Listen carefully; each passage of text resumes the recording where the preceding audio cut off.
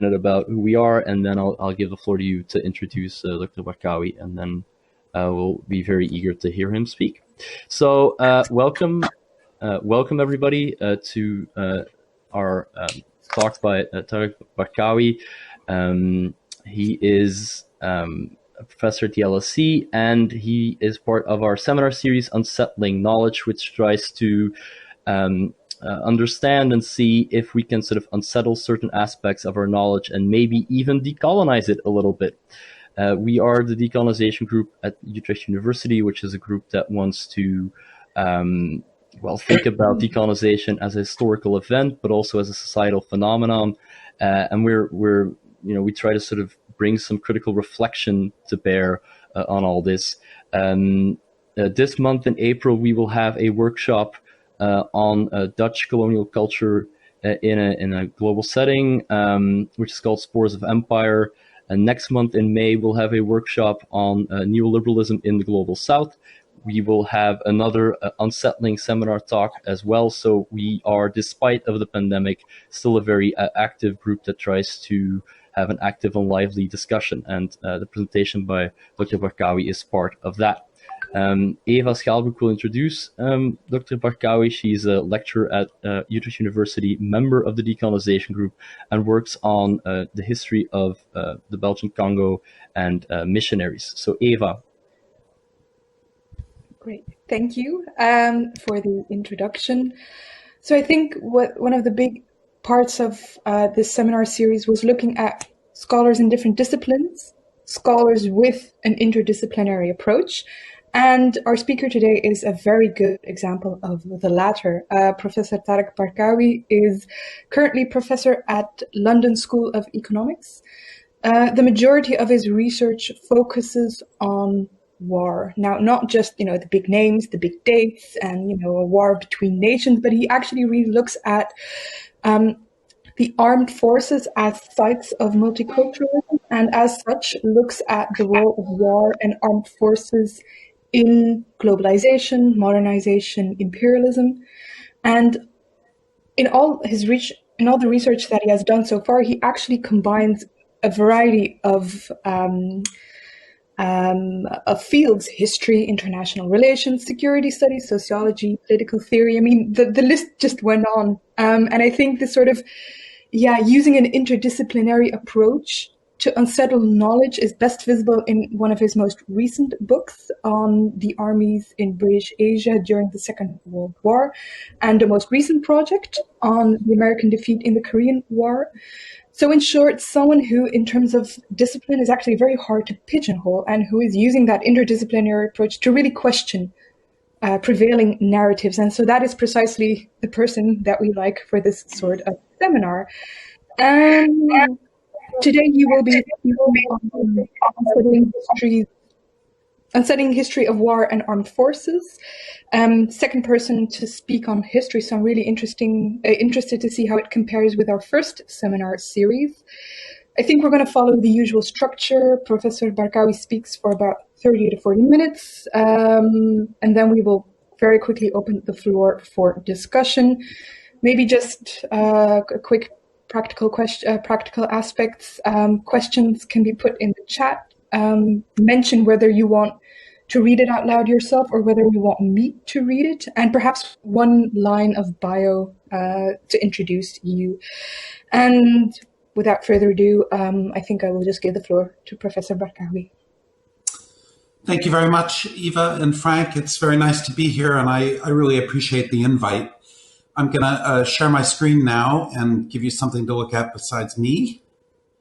So there we go. I hope you guys can see that. That's a quote from Dipesh Chakrabarty's Provincializing Europe. So I've called this Unsettling Histories of War and Armed Force.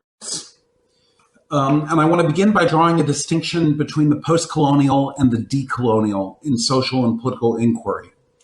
I'm going to move on to outline specifically postcolonial war studies and military sociology. And then I'm going to close with some examples from my book on the British Indian Army to give you some sort of concrete material about just how different armies look when they're colonial and the new kind of lens they give us on national and Western armies. So both terms, the postcolonial and decolonial, are concerned with the critique of Eurocentrism, but they approach this critique in distinct ways. At the core of the decolonial is the idea of recovering so-called indigenous ways of knowing and being, alternative non-Western epistemologies more or less incommensurable with their Western counterparts. By contrast, at the core of the postcolonial is a different kind of a problem. And this really is where I would plant my flag. Here the idea is that the theoretic and conceptual apparatus of the social sciences was developed out of the study of Western histories and societies and then applied to the rest of the world. The theories and concepts themselves are Eurocentric. Note that the problem here is not that the Global South is not studied. It is, but it's studied with concepts derived from Western history, concepts, among other things, which tend to sever the West from its constitutive connectedness to other parts of the world, to the histories and societies of others. The trick here, as Chakrabarty is telling us in the quote that I've put up, is that these Eurocentric concepts are by no means entirely wrong or misguided. Rather, they are provincial. They require critique and rescue from Eurocentric limitation. They purport to be universal, but they are based on partial histories, provincial sociologies. The idea is to engage with, to rewrite Eurocentric theories and concepts. Let me give you an example from Chakrabarty's early work on labor history, not irrelevant to military history. Scholars like E.P. Thompson drew on Karl Marx to write histories of the formation of the industrial working class during the rise of capitalism. Part of this process is the interaction between what we might call traditional pre-capitalist life worlds and the rationalizing, modernizing forces of the factory and its labor relations. What Chakrabarty points out is that what were in fact specifically English traditions were mistaken for tradition in general. Bengali jute workers had different pre-capitalist life worlds, different traditions, and therefore the process of the formation of an industrial working class took different direction, had different dynamics. Modernization and rationalization in capitalist conditions loses its singularity. Our analysis is enriched not only for Bengal, but also for Europe. We see anew the formation of working classes in both sites. Now, of course, one can proliferate examples of this kind, and I'm sure many of you will by now know some of the obvious ones. These might include the role of the Atlantic slave trade in generating the capital required to get capitalism off the ground, with the first modern factories located on Caribbean sugar plantations worked by slaves rather than in the English Midlands worked by wage labor. Instead of a prior pre-modern mode of production, primitive accumulation in Marx's terms, Atlantic slavery appears as intrinsic to capitalist modernity. To make these post-colonial analytic moves is not to reject Marx and his analysis of capitalism, but to provincialize it, to make us aware of its Eurocentric limitations, and simultaneously to enrich, globalize, if you will, its conceptual armory. In doing so, and this is the key point I want to draw out, we refigure our understanding not only of the Global South, but also of Europe, and most especially of their interconnected histories. Let me move a little closer to my subject matter with the example of the definition of war. I'm happy to go on about this in greater length in the Q&A, how this has been statistically operationalized and so forth in political science. Now, warfare is a cosmopolitan experience. It's a shared bane of humanity. Yet in social and political inquiry, war as a concept is imagined primarily in provincial terms, those of the West and its major wars, paradigmatically defined by the industrialization and totalization of modern conventional warfare in the 19th and 20th centuries. Real war is interstate war between nation states, fought between regular armed forces. All other conflicts are relegated to derivative categories. They are small wars, insurgencies, emergencies, uprisings, police actions, something other than war proper. This is a classic case of the universal being defined by the European provincial. What would happen if we use the histories and sociologies of small wars to rethink the category of war? That is, to make the decentered the center and rethink the definition. That is, to think of imperial war as a norm rather than a derivative. One of the first things that happens when we go out to the colonies is that the binary between war and peace breaks down. There is not wartime and peacetime, but permanent war. Force is an ordinary part of politics in imperial conditions. As the historian Isabel Hull remarked, imperialism was war. Second, the notion of the sovereign nation state, this is what happens when we prioritize small war in our thinking about the definition of war. Second, the notion of the sovereign nation state is the primary unit of war making and the primary unit of world politics in Eurocentric war studies. And there are two types of war that come out of this idea of the sovereign nation state. Either war is interstate war, or it's a civil war inside a state. Those are the two main types of war being defined by a nation-state ontology of world politics. All this goes out the window when we go to the colonies. Obviously, they're they're neither civil wars nor interstate wars. Third, and relatedly, war appears not as a horizontal relation between so-called peer competitors, but is rather situated in transnational context amid international hierarchies. Now, each one of the points that I've made in sort of broad sweep there offers new perspective not only on imperial war, but on war in the West. And what I want to now do is develop in depth one of these points about how the nation state has dominated the scholarly imagination of armies and soldiers and of how and why they fight. Oop. Now, for some reason, my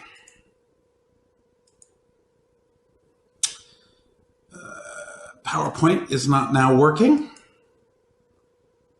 There we go. Okay. So this is the cover photo from my book. And it's a picture of an Indian infantry section about to go on patrol in Burma in the Second World War. I like this photo. It sort of draws you in with an open and with a wry smile. Their enemy out there on jungle-covered ridgelines is the Imperial Japanese Army, the same enemy that the British Army and the U.S. Army fought. Back in India, a great countrywide colonial uprising had sputtered out, while 3 or so million Bengalis and other Indians died in a man-made famine directly traceable to British wartime economic policy. It's a very different setup than a nation-state at war against another nation-state. So what might be the significance of this squad of colonial infantry from the mid-20th century, late in the era of the world wars? We have this tendency to imagine the political military aspects of world politics in terms of nation state, each state a sovereign and territorial monopoly on legitimate force that constitutes military power nationally and projects it outwards, US Army, British Army, German Army, drawn from a corresponding national society. Nowhere is this more true than in debates about how soldiers are made and why they fight or commit atrocity. Scholarship on these issues focuses almost exclusively on the national armies of the major Western powers, with a particular emphasis on the US and Nazi Germany. But in fact, a recurrent feature of world politics is the transnational and international constitution of force, the raising of troops and other forms of military power in imperial and hierarchical context. For example, the training of Iraqi and Afghan forces by invading powers in the first decades of the 21st century. Colonial armies and other foreign forces were significant in military terms in the world wars. The British Indian Army, after all, was 2 million strong in the Second World War. But the more fundamental world historical significance of colonial armies was to expand and secure European imperial rule. European empires are unimaginable absent foreign military manpower. European expansion generated more or less continuous resistance abroad, while opponents of empire at home cited its cost in blood and treasure. In the academy, we tend to study the globalized, interconnected world made and maintained by Western empires as if it occurred almost wholly in the realms of the political, economic, and the cultural. But your empires were made and held by the sword, and the arm holding it was often brown or black. Why did they fight? And what does this tell us about soldiers in general in Europe and elsewhere? I want to zero in on two chestnuts of Eurocentric military sociology. The nation performs two essential functions for armies, purportedly. It provides them with cultural cohesion and with a basis for solidarity, and it provides them with a willingness to kill and die, for the nation's enemies are the soldiers' enemies. For example, as with the Eastern Front in World War II, accounts of the Pacific War tend to emphasize race, nation, and political ideology in accounting for the particularly intense and merciless combat, accompanied on both sides by refusal to accept surrender and other forms of extracurricular violence, i.e. atrocity. How do we reread all this against the British Empire's legions of illiterate peasants who fought the Japanese more or less as intensely as US Marines, but had little idea of the stakes of the war, much less a direct political implication in it? Even worse, from the point of view of Eurocentric military sociology, is that instead of national culture as cohesion for purposes of imperial control, the British consciously divided and ruled their own Indian army through colonial ethnicity, through cultural categories and traditions reconstructed or invented in the course of imperial rule. The British Indian Army was multicultural, not national, and almost no one in it was working in their primary language. They couldn't even communicate. According to military sociology, this army shouldn't have worked or fought as well as it in fact did. Before going on, let me just mention an important dimension of, to give you a sense of the depth of how Eurocentrism dominates the military imagination. An important dimension of how the regular drilled and disciplined army often appears in scholarship and in popular military history as a special property of Western modernity rooted in Greco-Roman heritage or European antiquity. On this view, the regular military is one of those things that diffused from metropole to colony. In this diffusion story, infantry discipline, although it is a set of ritualized practices and pedagogies discovered in many different times and places, Japan, China, Africa, somehow comes to underwrite the binaries of West, Orient, and modernity tradition, with the army appearing as essentially modern and Western.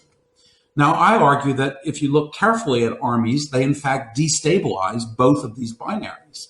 The army is ancient and cosmopolitan. It's disciplined at home anywhere in the world. You can make soldiers from any population. Its ideal typical motive forces derive from ritual, cycles of blood debt, and the harsh circumstances of the battlefield, or what I call the structure of fighting. Now, when you think about the British Indian Army, the first thing that you're going to think about, of course, is the martial races. And this is a picture from a wartime publication in British India. They were known as the martial classes. By the time of the New Wars, you get that kind of polite racism rather than an older style, late 19th century race talk. Now, martial races arise from the Orientalist idea that most Asian men are effeminate and unsuited for military service, unlike in the West, where everyone could be made into a soldier, according to this idea. In the Orient, only certain races bred in, those are quotes over me, or over those terms, of course, only certain races bred in specific climactic, geographical, or cultural circumstances were seen as suitable to military service. Now, one of the framing conventions of military sociology is the notion that soldiers get their qualities from a combination of society or military, which explains more of their behavior. Is it ideology from society or values they learn once they're in the army? But the martial races didn't just exist out there in reality in colonial society, waiting to join the army fully formed as martial races. Victorian racial theories are not, in fact, accurate ethnographies of Indian society. Instead, the martial races were products of British imagination and Indian culture, and they were also effects of colonial knowledges and disciplinary practices, not to mention British power. The martial races or classes had to be created out of a more or less fluid set of ethnic relations. They were constructed in and through military discipline by regulating organization, discipline, diet, uniform, the observance of religion, living arrangements, and so on, according to the putative particulars of each class of troops. In order to explain how to do this to its officers, the Army had to produce martial races handbooks for each class of troops in a style that combined colonial anthropology with the military manual, because after all, the officers didn't know anything about this either. They were British. The stereotypes of the martial races were realized through disciplinary power, shaping recruits in a manner of self-fulfilling prophecy. Sikhs who trimmed their hair or beards, for example, risked discharge from the army. A wartime British officer wrote home of his experience training Sikh troops. The Sikhs have many religious customs. We see that they keep them whether they like it or not. It gives you an idea of the role of the army in creating this image of the Sikh as an essential or natural warrior type. What the martial classes help us see is a co-constitutive process where army discipline draws on cultural and social resources, modularly rearranging and disciplining its denizens into the correct categories, with consequences both for the army and for society shaped by generations of discharged veterans. Efforts such as those of the military historian John Lynn to account for the Indian Army by reference to essentialized South Asian values simply cannot capture what's going on here. One of the things the martial races handbooks explain, how do you get this apparatus up and going? You give these guys handbooks, and the handbooks explains the officers the typical physique, the comportment, and dress of each martial class. You can see here the dehumanizing character of this. In this way, the British officer could recognize what a real Pathan, a real Sikh, or a real Dogra supposedly looked like. While the Indian recruit, on the other side of this, volunteering and trying to get into the army because it paid very well, especially if there's famine elsewhere in India, the Indian recruit needed only a few iterations of this process to figure out how he should present, comport, and conduct himself in order to get into the army, to appear to be what he needed to be. Here, I'll just run very quickly through a couple of slides. They're sort of self-explanatory. This is the army working culture into its forms of discipline, and using the idea that there are all these different kinds of troops. They must eat together, live together, have different holidays, have a different religious, a different minister or priest for each religion. And you can I just move through this relatively quickly. I think you can get the general idea of what I'm setting up here. This is ethnic divide and rule within the army, which is itself the tool of divide and rule in India more generally.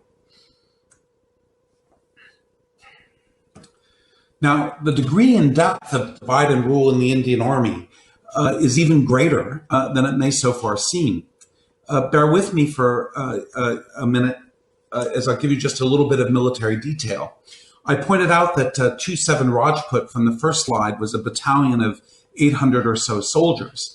A battalion is divided into companies of 150 to 200, and the companies into platoons of 40 or so. In Western armies, companies are frequently designated by letters, A company, B company, and it goes without saying that their soldiers and officers in different companies would speak the same language, have the same common basis of identity in civil society, and that they would be interchangeable, all things being equal in their military roles.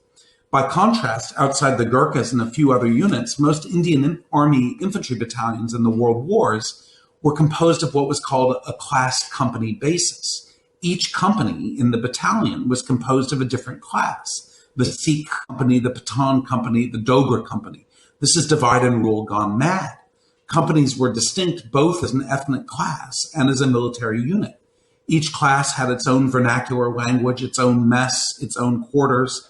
The battalion is a Tower of Babel in which no one worked in their primary language, was crowned by the native English of the British officers and the Hindustani Urdu as the language of command that everyone was expected to learn on joining the army. While the Indian Army was by no means an elite shock force, it worked. It functioned in combat against the Japanese, against Rommel's Afrika Korps on the slopes of Monte Cassino in Italy. Yet it was organized around a Victorian racial theory. The army is, what you must conclude from this, is that the army is a more robust and sturdier generator of combat discipline than we have come to appreciate from the study of national armies. I'll let you look at what are the consequences of the linguistic and ethnic structure of colonial militaries, amongst other factors, was the empowerment of an intermediary class of warrant officers responsible for discipline. These are often the only guys on the battalion who know can communicate with both the officers and the soldiers. In the Indian Army, they were known as the Viceroy commissioned officers, and there's a version of this in every colonial army I'm familiar with. They rose out of the ranks of a particular class, and they represented the interests of their class in the battalion. They enforced this traditional class discipline, or what was taken as traditional. As one Indian officer put it, the old Indian Army was always meticulous in preserving orthodoxies and taboos. It never in any way tried to emancipate the men from their religious inhibitions. As you can see from my analysis, the Indian Army isn't only preserving those orthodoxies and taboos, it's inculcating them. And even if the soldiers themselves are more or less religious, as it were, they'll obey those taboos and appear to obey them out of the necessity of obeying military discipline. These things get wrapped up together. And here you can see some of my analogies with Chakrabarty's work on Bengali Jute workers and the question of capitalist labor discipline.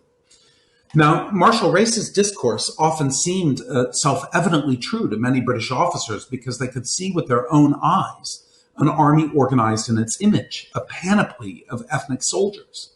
Their soldiers were bred to be naturally warlike, if in need of leadership. Young officers were inculcated in the martial races. They came to govern this military class system in accordance with the class prejudices of the regiments they joined. Eric Stokes, later a Cambridge historian of colonial India and a very good one, had been in the country less than a year as an officer cadet and subaltern of Indian Mountain Artillery when he wrote home to his sister that his regiment took only, quote, the pick of Indian troops. Every officer thought his regiment took the pick of Indian troops. In his case, it's Sikhs and Punjabi Muslims. The former are definitely more clever, but the Punjabis are easily the most lovable. The clever, scheming Sikh was by then a stock martial racist trope, serving later with Ahirs, a class recruited in wartime and not normally considered martial. Stokes describes them as, quote, not soldiers by instinct. Indian soldiers were viewed as dependent and childlike. There's probably no finer training and responsibility than to command Indian troops, Stokes writes, because like a teacher at school, they look to you so utterly for their welfare and happiness, end quote. New to India, Stokes had rapidly acquired a working familiarity with the martial races and colonial discourse, making sense of his experience through them and reproducing these categories for us in his letters home, just like Joan Scott tells us in her seminal article on evidence of experience. Stuck in a reinforcement camp awaiting deployment to Burma, Stokes was given various responsibilities over soldiers waiting for their assignments. In one affair, a Muslim havildar, a sergeant, charged with maintaining sanitary standards in the camp's kitchens, inspected a cookhouse used by Gurkhas, who were Hindu. The old religious trouble flared up in the section today, wrote the young Stokes. To a Gurkha, who is a strong Hindu, a Muslim is almost the devil himself. For Stokes, it was a matter of religious bigotry among natives. No further explanation required. Now, historian Christopher Bailey, who very sadly died a couple of years ago, so both these men died relatively young. Historian Christopher Bailey, who studied under Stokes, thought that Stokes' experiences in India had convinced him that castes and religions were concrete and sharply defined social units, an idea that informed Stokes' scholarship until he encountered Edmund Leach and Stanley Tambia in the 1970s. So get what I'm saying here. These colonial categories are inbred into Stokes when he's a young officer. He then takes them to Cambridge after the war. And for quite some time in his teaching and PhD supervision, he was a very significant scholar of South Asia. He's using those as his way of thinking about caste as concrete and sharply defined social units, an idea that no one who studies India today would hold to. Now, this is testament to the Indian Army's powers of constructing and naturalizing different ethnic groups. In the Army, the classes literally took form as distinct units. Ethnicity was a primary context for everyday interaction between soldiers and a constitutive medium for the expressions and frustrations of military life. But it's an ethnicity that is created through colonial discipline and power. Okay. Now,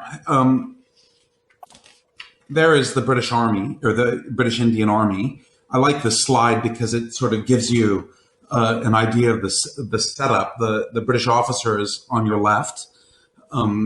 He's got a little wound, but not so wounded he can't be holding a cigarette.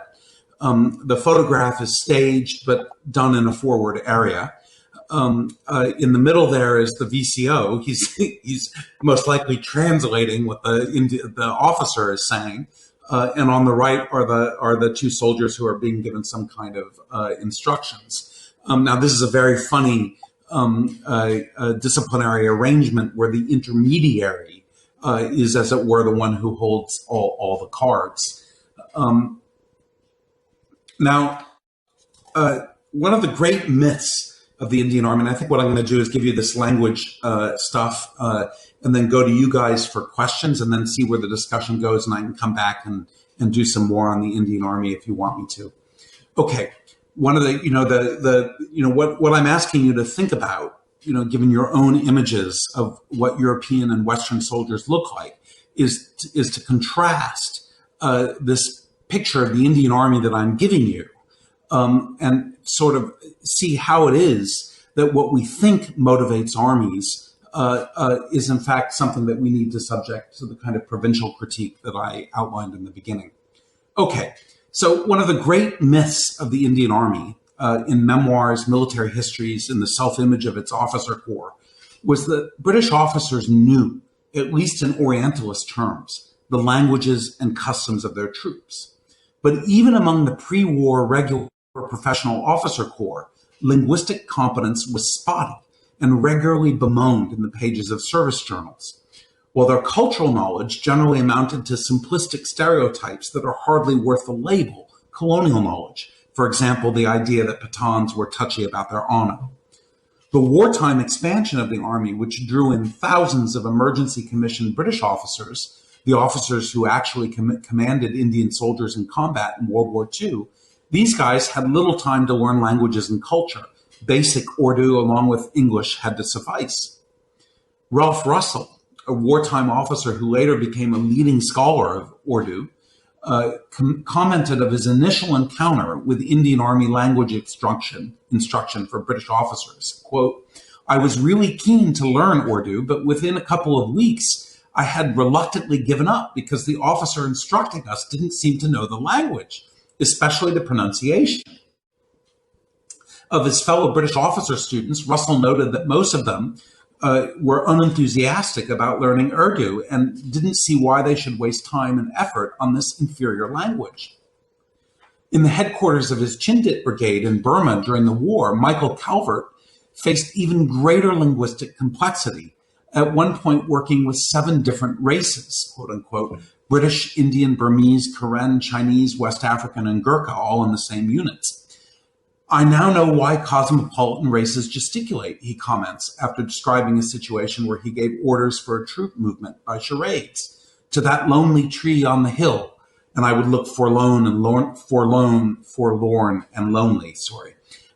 That is your objective, and I would make motions to dig in madly."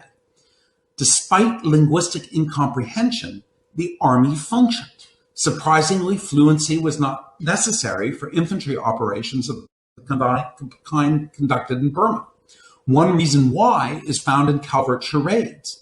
Although infantry combat by the Second World War was a complex art, potentially involving many different weapon systems, the basic task given to any group of soldiers that any given group of soldiers had to perform were few in number and inculcated by training, ritually.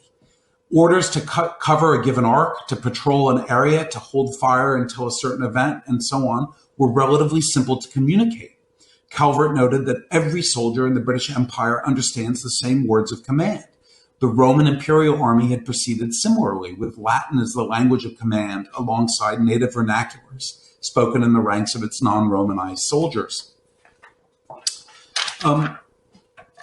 I want to say, I think, just one more thing and give you a concluding paragraph. And the point I want to make about this is that, if you read any variety of military historians or military sociology, and if you read Foucault, you'll be told that military discipline is really the kind of womb of the modern. This is really where it is that modern forms of disciplining bodies, of making them perform the kinds of labors we need, of subjecting themselves to being able to tell time and get up in the morning and show up and all the things we do as part of modern life. Military discipline is the kind of model of it. But in my version of military discipline, it's best thought of as ritual and as a kind of pedagogy which operates by breaking any task you need to teach people down into its simplest components and then teaching it as a drill. So ritual as instruction on the one hand, and ritual as solidarity building and as instilling hierarchy on another. Now, ritual, of course, is the primary term of, or one of the primary terms of anthropology, the discipline designed to study other parts of the world, not Europe. And there's a kind of like confidence trick that's been pulled on us if we think somehow the army is not something that not only other cultures invented forms of infantry drill, but this is also something that would be as obvious to a Roman, Hellenistic, or Chinese army and officer in antiquity than it is to Foucault or a modern military sociologist. This slide is another one of my favorites because it really shows you how a mortar is not the most complicated weapon in the world, but it's not totally simple either. And how is it that you get people who, when they come into the army, maybe don't even know how to tell time, to be able to use relatively sophisticated equipment, and then to be able to, use that in combat? Well, you drill them over and over and over again. And you can see here, this is a, inspection photo with the general and everyone's dressed up very nicely. But you can see the gunner, the loader, the ammo carrier, and you can see them all performing their tasks. Okay. I think I've got my point across, or at least enough to get a discussion going. Some of the other material I had is about explaining why it is that the Indian Army ended up fighting the Japanese as intensely and with the same kinds of commission of atrocity and extracurricular violence as did any other army. But we can talk about that in Q&A. Let me just give you a sort of concluding paragraph that takes me back to my theme of connected histories that are unveiled by attending to the need to provincialize social theory. So, to conclude, the Indian Army and other British imperial forces were part of the globalization of Western forms of military discipline. What made the Army globalizable was its cosmopolitan character and the adaptability of its sturdy and robust techniques to different social and political contexts. Many armed forces today began their institutional histories in colonial context or under imperial tutelage. The Kenyan Army was formed out of the King's African Rifles. The Nigerian Army started as the Royal West African Frontier Force. And this story is similar in much of former French Africa and in the successor states to the British Raj in South Asia and elsewhere. Other armies have mixed or informal imperial parentage. The South Korean Army and National Police began in Japanese imperial service and then developed into national armed forces in the late 1940s under American occupation. The U.S. has trained, advised, and supported Latin and Central American armies and other security forces for well over a century. Armies may appear to be the principal national, even nationalist institution, but their histories are very often imperial and global in one way or another. The cosmopolitanism of the regular army made possible these histories. Arraying brown and black men in disciplined order to kill and violently repress other brown and black people was central to the making of the modern world. Thank you.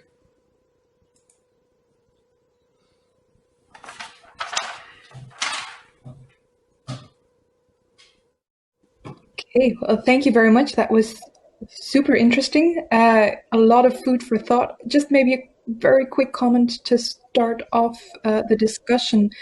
Was recently I was looking into mission choirs and this idea of authentically African voices. You know, they're naturally enthusiastic, prone to improvisation, and how much of that idea was actually, you know, a construction by missionaries, partly by African choir leaders as well. And this made me think about, like, you know, the afterlife of these choirs and how the music is still seen as sort of authentic Catholic African music. And that made me sort of wonder about, like, how the case that you presented here today, the very interesting case you presented, how you think that should be remembered. Often it's, you know, it's a celebration of a big war event, and we should include these voices in the prevailing narrative, but we sort of, you know, that reaches its limits. And I was wondering, how would you sort of view that question? If you would say, you know, the memory, the afterlife of this case, how would you see that? Well, that's a really complicated story. I think, you know, one of the ways in which in sort of British official public life and the way that decolonizing plays out at an institution like the Imperial War Museum, or, for example, there's an Indian Army room at Sandhurst, which is the commissioning school for the British Army. The idea is that you recover these histories and make people aware that, oh yes, look, you know, there were Indian soldiers, there were South Asian soldiers who fought with us against the Japanese, and we should recognize them and assimilate them to a kind of story of global Britain and the great services that the British Empire has played in developing the modern world, right? So there's a kind of recognition story where you give them a minor role in national memory. And I could, you know, give you some examples of that. In another kind of a way, there's a more interesting thing, which is many Indian Army veterans emigrated to Britain after the Second World War. And for them, what was interesting about the Indian Army and their experience of it was that the Raj was not broken into pieces as it did after 1947. And whenever these guys, when they started late in life, like all veterans, they start their sort of memorial activities around the time that they retire rather than the time when they're in their working life. For these veterans, as immigrants in Britain, it was important to stick together, where they were all South Asians subject to some of the same forms of racism. So they formed a group that was called the All India, I can't zoom, a year of lockdown has turned my brain to mush. I can't remember the exact title, but they formed an All India veterans group. And the symbol on their letterhead was the old Raj, right? You know, Pakistan, India, Bhutan, Burma, all put together, what had been ruled from Delhi, in fact, even down into Malaya. And at the events that they would go to, they would, when they were alive, they would always appear as a Sikh, a Muslim, and a Hindu. This was a point of principle in the way that they presented themselves to the British public. After they died and disappeared from the scene, they then became subject to more sectarian politics. And now we have a sort of Modi-style entrepreneurs who are investing money in the memory of the Indian Army in Britain, but they are interested only in Hindus and maybe a few Sikhs, right? And the Muslims, who made up a great part of the army, are sort of disappeared from the story. So the sectarianism now returns, but in a very interesting sort of post-colonial way. I'm sorry for that long-winded story, but I think I would like to interest students in the afterlives of these things a little bit, because I think there's really quite a lot to be done on this. It was a great story, very, very illuminating for how you can sort of draw that line between that case and the afterlife. Okay, I see a few questions in the chat. Frank, do you want to pose your question yourself? Yes, I was just wondering. You talked a lot about sort of the construction of this image of an army, and I'm just wondering, are there sort of autobiographical sources that can sort of inform us how these soldiers actually experienced fighting other oppressed peoples or their own, or even their own? Because it's something that I'm very intrigued by. Also from my own research. Yeah. The archival resources are really rich. There's no, Eva gave us sort of, I'm a every kind of disciplined person, but I work with primary source. I'm an archival historian person, even though I made a very bad mistake and went to a PhD program in political science, which is sort of ruined the rest We of my won't life. tell anyone. Yeah, anyway. I didn't know what political science was going to end up with then. So there are a number of places to go for this kind of stuff. One of them is that throughout the war, the British were so concerned about mutiny in the Indian Army that they kept a very close watch on their soldiers. They censored their letters, and they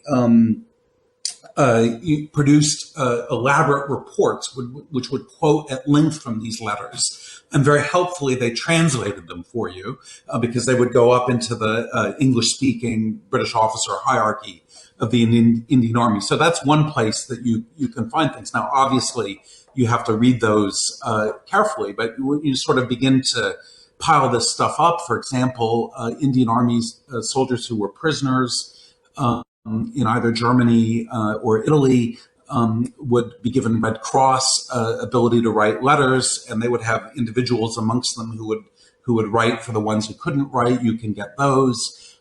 There are extensive interviews and tapes with Indian soldiers after the war, so those are dispersed in various places. One of the untapped resources that I know of is in Singapore, where some of you may know about something called the Indian National Army, which was a nationalist army that the Japanese raised out of Indian POWs. There are a whole series of recordings with these guys that are sat in the Singapore archives that people have started to look at. So I could go on with this, but the sort of with all the kinds of caveats about colonial archives, the voices of Indian soldiers can be recovered and found in various places for them. For me, I was less interested in sort of how they constructed their experience than I was in how the British organized and created this thing. And what interests me is that these British officers who ran for 2 centuries this army, which was absolutely central to British power in the world, they didn't understand the soldiers they were dealing with. They didn't understand much about the country they raised this army from.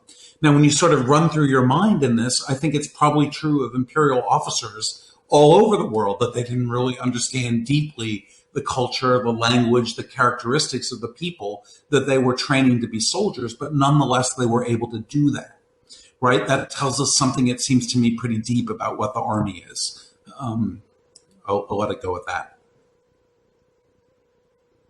Okay. A next question, maybe sort of going from the archives to the discipline question, from Kees Hera. Would you I would be happy to, because this is, in a sense, a very LSE question, because I spent 4 years as a doctoral student at the LSE's International History Department, which, of course, getting the International History Department and the International Relations Department to do stuff together and to have meaningful conversations with one another has been sort of a perennial question. So I was wondering if you could maybe just speak to kind of your experience as, in methodologically speaking, an archival historian who looks at questions that looks at these questions in the setting of an international relations department. Does that kind of change the number, how you have kind of approached these kinds of questions, how you think about their methodological and theoretical implications? Has it changed the way that you look at these things as opposed to being the way you might have done had you been based in a purely historical? I mean, I've never been in a history department, so I wonder what that's like. And of course, when we're trapped in the disciplines that we ended up in, you always kind of valorize, oh, it must be so wonderful to be in a history department. My wife is a historian, so I have some sense of these things. What I would say that my principal kind of observation of this is when you look at history done in social science disciplines and the way that they talk about history, there's sort of two broad kind of moves. One is the positivist one, where history is just a bag of facts that you test theories against. And so you go and collect historical facts and you use them to test your theory, which is itself not particularly historicist, but in fact, universal and positivist. The other is historicism, which of course has many different meanings, but is the idea that, the social is significantly shaped by time and place. And what I notice about social scientists, critical social scientists, people that we all would like, and we do like what they say, is that both these camps share an assumption. And the assumption is that you can easily access the past, that you know what happened, that it's not particularly problematic.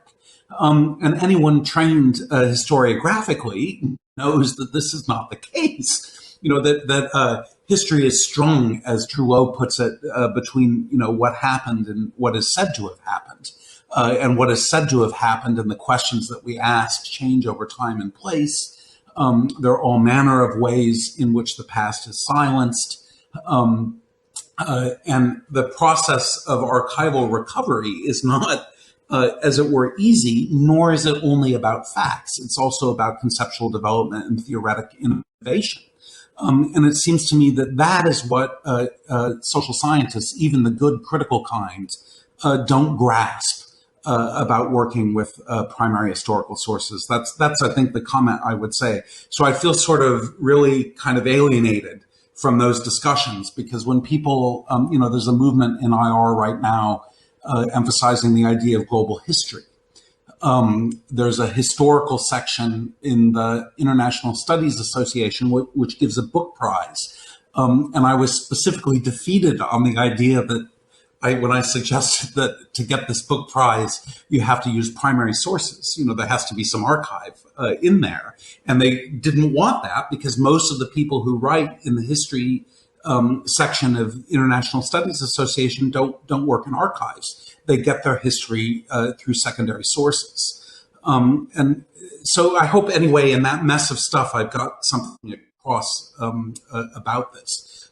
There are fewer links now between IR and IH, I think, than there were when I first came to LSE about 8 years ago. I mean, that's the IR department is heading in a political science direction more and more.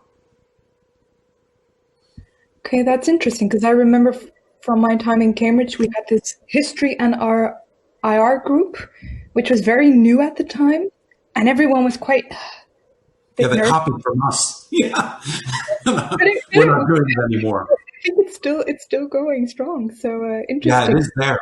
Yeah, that's right. Interesting to see how it can differ really in institutions. A more historical question from Wouter. Do you want to ask your question? No? Okay. I'll read it out loud. Great. Can you draw connections between the history of the British Army and the current crisis in Myanmar? where there are several ethnic armies resisting a military dictatorship. And Wouter is a philosophy student, so that's also an interesting question from a philosophy student. Yeah, so I'm not an expert on Myanmar, but the ethnic armies, or what are now called ethnic armies, are anyone who was a British official in colonial Burma would recognize them. The Quran, often they are groups that were specifically identified as sources of military manpower or security manpower by British rule, but when the British were ruling in Burma. And so the existence and carrying on of these groups afterwards in part reflects the fractures of colonial society. During the Burma campaign itself, the Japanese and the British would raise competing tribal groups as accessories to their combat, to their conflict, as intelligence, and as people who would serve as guerrillas and to rescue downflyers and things of this kind. So there's a very active history of organizing security forces along ethnic lines, or what are perceived to be ethnic and tribal lines, which then have an afterlife into the post-colonial era. And of course, that entity. I'm trying to remember the term that the Myanmar army uses for itself. That's a colonial army. With that started life as a colonial army, and the officers who initially brought about independent Burma had begun life serving under the British. So that's as good as I can do offhand. Okay, great, thank you. Romy has a question about music, so that makes me happy. Music and war, and I think she wants to ask the question herself. Yes, hi, Tarak. Thank you very much for your presentation. I'm far from being someone who knows about the war and these contexts, but I found it very useful for my research as well. And so you have mentioned about imperialism as war, and also about an understanding of how it is also transnational and has international hierarchies, right? So with Paraguay, the case is about the Triple Alliance War. I don't know if it has been part of your research at some point, but from what I have read is that there are two main views of the war. So one is that the president was a dictator, and so Brazil, Uruguay, and Argentina gathered together against this dictator. And the other one analyzes the participation of the UK, not as part of the countries that were battling, but as a financer, so they provided with loans to buy weapons.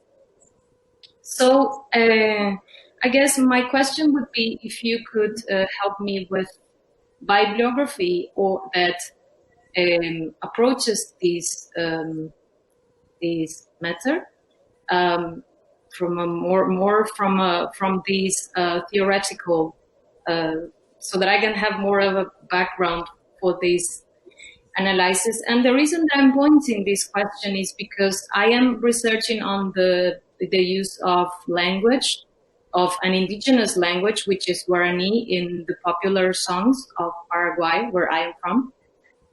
And from what I have studied is that precisely this president, who was pointed out as a dictator, he was the first president who started to use this indigenous language as part of his public speeches, which was before not supported as a, as a means of communicating with the people. And with my research, what I have found is that basically he was a crucial figure in the fact that the Guarani language remained as a second official language, which is revealed in the songs. So I guess I would want to help with this a transnational analysis of war, and also about the language perspective and the role of languages in the war context. So thank you. Sorry. Okay. No. Yeah. That's okay. My background in South American wars is not great, and I can give you some things to read if you just email me afterwards, rather than I won't think of them now. But if you send me an email, I can give you some things to read. What I would say about that is that I think one of the things that gets in the way of understanding what we might mean by the imperial in the study of world politics is that we have a very kind of fixed image of formal empire, of colonies that are ruled by officials. And we see decolonization not as an institutional technique of neo-imperialism, as someone like Fanon might see it, but we see it rather as, the arrival of a world of independent nation states. Now, the thing about Latin America is it's precocious. Its states gain independence relatively early, before Asia and most of Asia and Africa. So it's a kind of place where you trial out new forms of empire, like the American empire by invitation, where the idea is you're anti-colonial and your imperialism. Of course, we respect your independence. We're just funding particular political parties. We're supporting and training your security forces, or we're supporting and training a guerrilla group that's organizing against you, or we're financing particular industries which are shaping your politics and political economy. And that's the place I would go with Britain in South America in the late 19th century. That's the place I would go to sort of think about how this works. The way that China is imperialized in the late 19th century is not through any kind of direct occupation, although there are, treaty ports and places where there are British officials.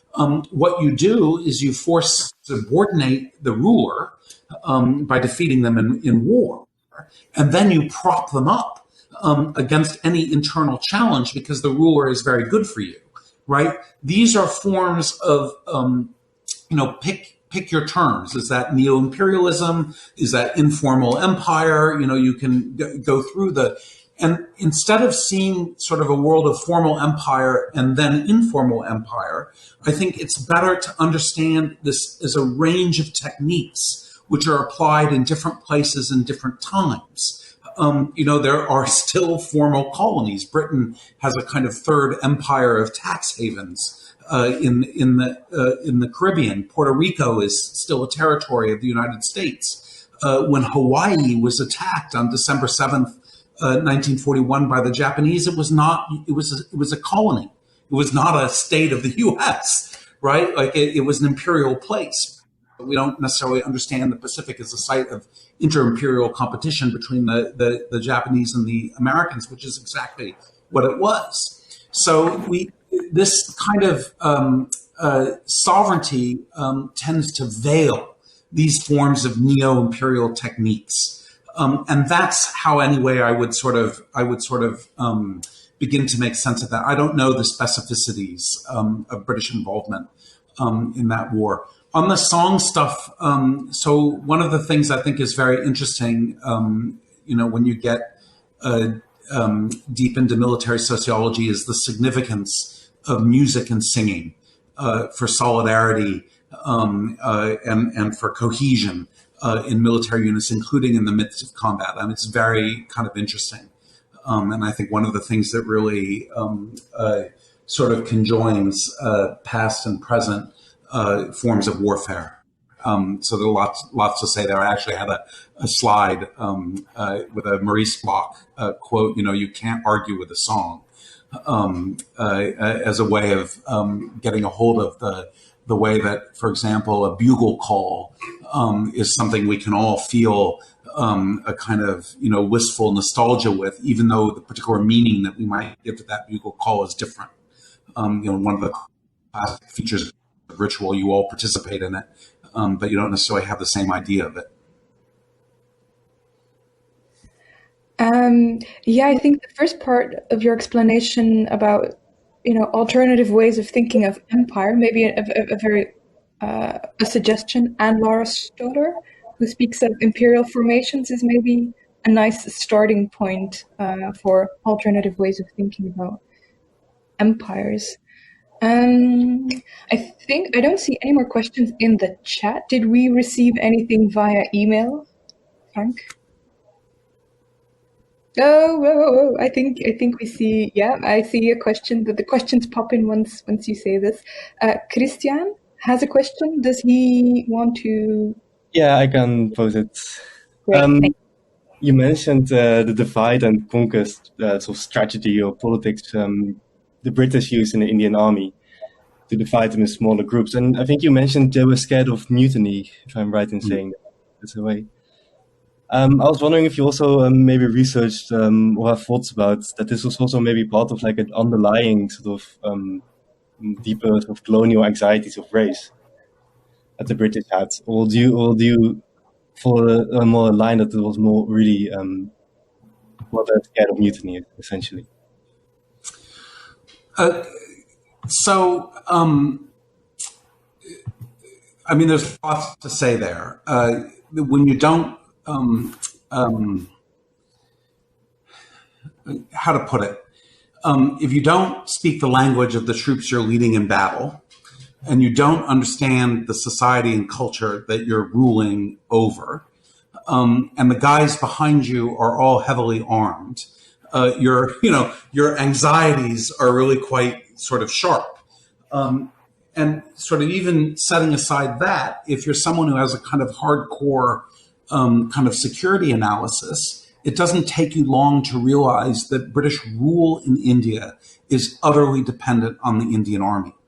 So the question of concern over its discipline is both a racial anxiety and an objectivist sort of security concern. I think both things are happening. But to speak more to your kind of anxiety moment, one of the things that happened early in the war is that the Japanese started raising these anti-colonial nationalist forces in the European colonies that they liberated in British and French Asia. And they did this with Indian Army POWs who were captured in Singapore. I'm just going to let the cat in, who's begging to get in. I'm sorry. Don't mean to interrupt everybody for that, but the cat has to get in the door. The panic that the raising of the Indian National Army by the Japanese caused in the British establishment is directly related. It's all out of proportion to the reality of the threat that was presented by this. So the extraordinary efforts are made. All manner of paperwork is produced because they're really petrified that Indian soldiers are going to go over to the Japanese. Now, what is, I think, interesting about this is that the British rightly understood that, especially amongst the Indian officers, like actual South Asian officers, and amongst Indian soldiers who were literate and following events, all of them wanted the British out of India. What they differed was when and under what conditions, right? So the British sensed this disloyalty. They didn't understand that didn't necessarily mean that the soldiers weren't going to follow orders, if you see what I'm saying. The soldiers could be disloyal politically, but still obedient soldiers, which I think actually describes what they were. And this presented a really difficult problem for the British intelligence authorities trying to understand this. And you get these wonderful kind of memos that are written by Indian officers, by South Asian officers, trying to explain to their British counterparts, look, yes, we're disloyal. We all want independent India, and we all know that we're going to be running our own army pretty soon. But that doesn't mean that we're going to go over to the Japanese. Number one, because we can see they're losing the war. Number two, because we actually, as we think about what kind of India we want, we're not for what the Japanese are offering. We're for something else. So these sort of politics were both opaque and anxiety-inducing to British officers, except of the ones who, really had a deeper understanding of the country that they were in, and had sort of connections with South Asians where they could make a sort of have a kind of higher order view of the situation. So I hope that sort of gets to some of what you're at. It's one of these things I think you discover when you look at colonial armies, that what is really significant for military obedience is the conditions of service. Right? It's not necessarily the politics of service. And especially for professional soldiers, this is a volunteer army that is a pretty good employment to have, especially during wartime. It's the rewards of their vocation that is significant to them, and which is really determines how well and how vigorously they obey orders, rather than the politics. But if you go to the sort of Eurocentric literature, it's all about political ideology, national cohesion, a whole set of things that make up for how it is that soldiers fight in wars that really kill them in large number. Interesting that it can be both at the same time in this sense, because like you said, it's like a debate on two sides, but never really take into account that it's actually maybe the same thing. Yes, it is. When you look at where the Indian National Army came from, the major recruitment is from POWs, right? The idea that the Indian Army was suddenly going to stop obeying British orders, right?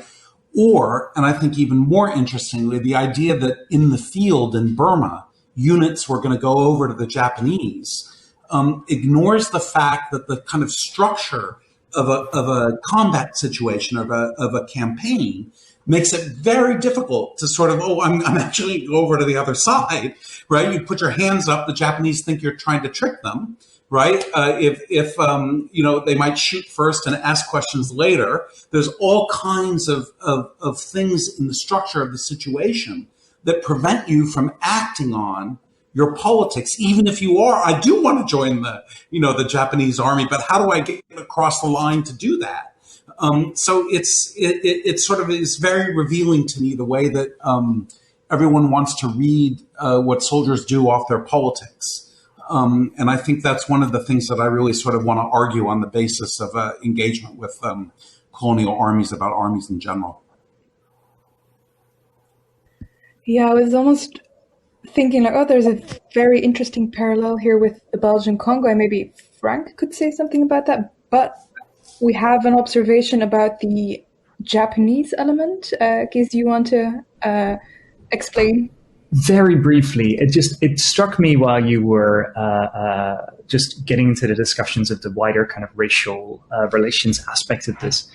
I've written about this elsewhere. There's a chapter I've done on kind of how imperial ideas of empire sort of feed into British relations with the Japanese. And there's in the early sort of years of Anglo-Japanese military relations, this is kind of in the years kind of working up to the alliance of 1902, you get these kind of mentions of the Japanese as Gurkhas, right? Yeah. And this has often been kind of read as, this just means that they're very good at fighting. But it means something else as well. Like it exports a kind of model of colonial race relations, right? Where, in a sense, this is the relationship that the British have with these so-called quote unquote martial races in their army becomes a kind of wider way of seeing relations with Asian peoples, both within and without of their empire. It becomes a kind of model of kind of separate development, almost, and biracial partnership in really kind of interesting ways. I wonder. Yeah, go on. No, go on. Finish your thought. That was my thought. I don't know the history of which you're talking or anything super detailed or specific about British sort of Gurkha-like frames for thinking about the Japanese. But what the Gurkha frame entails is unquestioned loyalty and childlike dependence. And the idea of the Gurkhas is that they were never going to turn on the British. They're the closest thing to having actually white troops amongst the South Asians that they have. And one of the kind of comments I would make without knowing the specificities that you're talking about is that's a way of making sense of the fact that Japanese actually strangely look like they might actually be powerful, and that they might turn into something more than just a sort of childlike dependence. But by calling them Gurkhas, you set to one side those anxieties, and you have a frame for understanding them, that they're going to be friendly little brown men who are going to help you.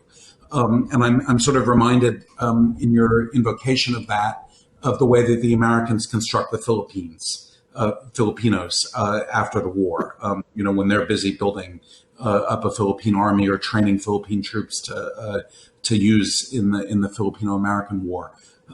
So that's what I would take from that. But it's definitely interesting. It's definitely interesting. One of the worst sort of moments of despair amongst British officers in 1947 was the discovery that many Gurkha regiments voted to stay in India. This is a moment where they're like, oh my God, we can't believe it. That we thought that they would always follow us. But many of the Gurkhas didn't want to go with the British. They wanted to stay in the Indian Army after the British left. There are still Gurkhas in the British Army, right? This thing is still going. And they've had to move out of Brunei to Hong Kong, and from Hong Kong to Yorkshire, where they're based now. So like these connections still go. And one of the biggest problems the British had in Afghanistan and Iraq is enough people joining the British Army who want to be infantry. So even though the Gurkhas are a relatively small percentage of the army, along with Fijians, they were a major part of British infantry soldiers, really from Bosnia up through very recently. So these, you could talk about afterlives. These things are still going. You can still go meet British officers of South Asian troops who will tell you and live and breathe all of these martial race stereotypes in ways definably connected to the period that I was writing about. Well, you nicely predicted the next comment, which was about that special regiment still existing today. I'm going to see if the trick, if that works again. If I say I have no more questions, does anyone have maybe a question? Yes, I see Leonard raising his hand. I think you're still on mute, Leonard.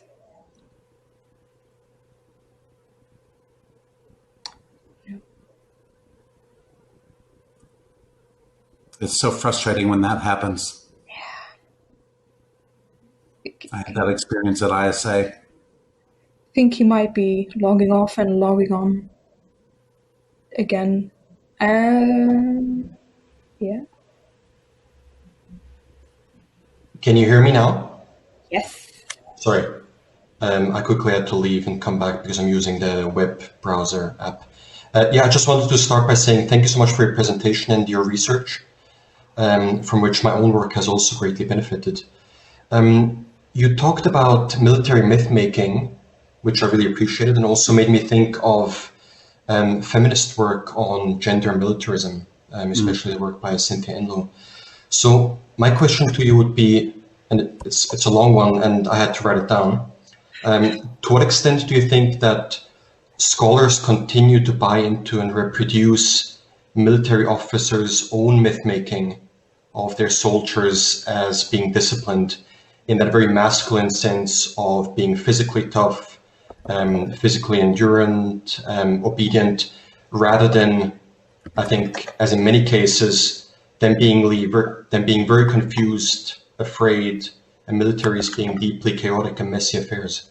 Thank you. Yeah, that's a very good question. I assume you're thinking there, or if not, you should go and look at Maria Stern and Erica Boz' work on the DRC Congo, where they've done quite a number of interviews with DRC soldiers and others. And one of the things that they do is they really play out how the idea, the kind of trope of the soldier as a brave masculine provider for their families and protector of their families is something that the actual soldiers experience as an ideal they never are able to live up to, that they feel frustrated, that for a whole host of reasons, sometimes very different reasons, that they cannot be providers or protectors for their families. So military masculinity serves less as something that you embody and more as something that you exist in great anxiety with, as a facade that you can't you can't sort of bear up to. And I think in general that kind of sort of rather than seeing the soldier as an embodiment of living militarized masculinity, but thinking more deeply about how the discourse of masculinity provides a set of ideal types which do play a role, just a different role than we may think, in military discipline, is the way that I would go with this. One of the things that I think that is interesting in that comes up in this kind of cross-cultural military formations that I look at is that masculinity becomes a language that you can communicate with men from other places in. You can draw on a variety of sexist and sexual metaphors in training, in building up the idea of what a real soldier does. So one of the training exercises that I looked at, in which you're trying to get soldiers to control their fire, to not fire off all their ammunition. And you do this by giving them a small amount of that ammunition and then subjecting them to attack. You tell them the exercise is going to go on for hours, but they use up their ammunition too quickly. You can see the sexual metaphors in this. Real men are able to control their fire, to mark their targets, to wait the right moment, all this kind of stuff. And it's exactly those tropes that the instructors use when they harangue the soldiers after this exercise and try to get across the point of what they should have done. So in some cases, they would make the soldiers dress in saris, in women's clothes. In other cases, they would talk about the soldiers as young boys who aren't fit for the man's role in Burma. Now, in my analysis of that kind of exercise, the sexualized and masculine tropes are not actually what makes it work. What makes it work is the fact that you had the trainees in the trench. They fired off their ammunition, but the enemy kept coming. The point sort of sinks in at that point why you need to do this. But the way that officers construct it, the way that they talk about it, the way that you make sense of this as a social encounter is through a kind of cosmopolitan militarized masculinity. So it's not something I want to throw out as not important. I've been around too many soldiers to think that. But it's something I want to think sort of more deeply how these tropes, facades, and discourses, what role they actually play. I'll sort of close us off by a comment that was made to me by one American infantry soldier.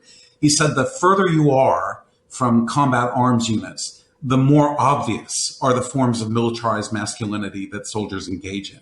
It's in the sort of intelligence base in England that there are all these really militarized stuff on people's desks and around their common spaces. The actual combat troops have rather less need for this. How we make sense of that, I think, is actually quite complicated. But I think that kind of comment indicates also some ironic awareness on the part of soldiers today, which you would have to feed into any contemporary analysis. So anyway, I hope I've sort of laid out some ways that we could have our cake and eat it too about this.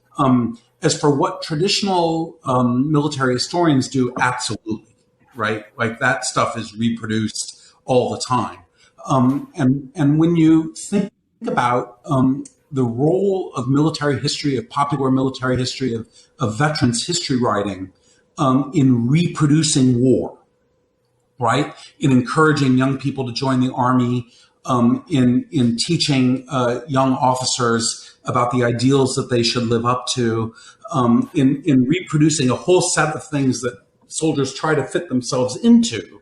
It's not at all surprising that we find that, right? A lot of writing about militaries is reproductive, right? It's meant to get war and militaries to happen in the present, rather than to be some kind of objective or scholarly analysis. That includes a lot of history writing about war, which of course much of it is written by veterans, right? So I'm drifting onto the terrain of my current project about how battle produces its own historians. Who are busy reproducing battle in their history writing.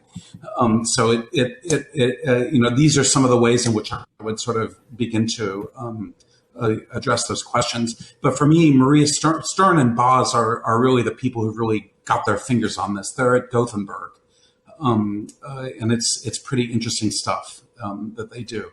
It's also pretty high-grade social theory. I think they're like, there's a big dose of Althusser, of these guys being hailed into this role, but at the same time, a skepticism about their representations of militarized masculinity, and a close reading of the idea that when you go and talk to soldiers, why did you fight? Why did you do this or whatever? What they'll do is reproduce a conservative masculinist account of their experience, which you can then take as the real story, or you could read as a discourse they're tapping into to make sense of their experience, not actually why they did it.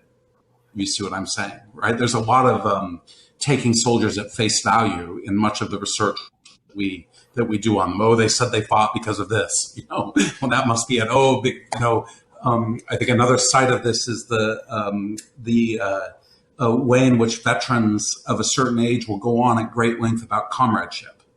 And friendship in the military and so on. And this is why we, why we sort of, I think all of these things need to be thought of a little bit more in more sophisticated way as representational practices rather than reports of genuine motivation. Yeah. Okay, great. Thank you. Made me also wonder about the popularity of war movies, war historical movies, how popular they are and their role in this. But yeah, it's 5 on the dot, 5 o'clock Dutch time. So I'm afraid we'll have to wrap it up here. I'd stick one thing about the war films. I think one of the most interesting things going on in the world right now is that other countries can now make their own war films. It used to be everyone had to watch U.S. war films, right? Mm-hmm. And like American war films have the sort of mass production value of American popular culture. Everyone's got to watch their films about Vietnam, right? But now, everyone can make their own war film, but they try to fit their national war stories into the Hollywood war film trope. But when those stories are imperial stories or imperialized stories, go check out Korean cinema about this. They have to do a lot of explaining and talking to fit their war experience into the mold of the Hollywood war film, and that sometimes makes it a sort of bad film. But I think that's another great area for PhD students looking to do projects. Yeah. Anyway, I'll shut up. Yeah, I can see that make a very, very interesting project. We're going to have to wrap it up here, but we see a lot of avenues for further research, discussion, and thinking, hopefully in real life or in other ways. I really want to thank you for a very, very interesting talk. It's always great when there's a good case with like theoretical questions and when you can sort of really merge those two and make us rethink concepts with a very evocative case. I always like that. That really brings the points you make home. So I think I want to, I think I speak for everyone when I say that it was very interesting and that we want to thank you for taking the time to speak here and sharing your research and making us think everything through once again. So thank you. Thank you very much. I'm sorry we can't go for a beer. Next time. Okay. Thank you, everybody. You guys have a Thank good you. Thank you so much. Thank you.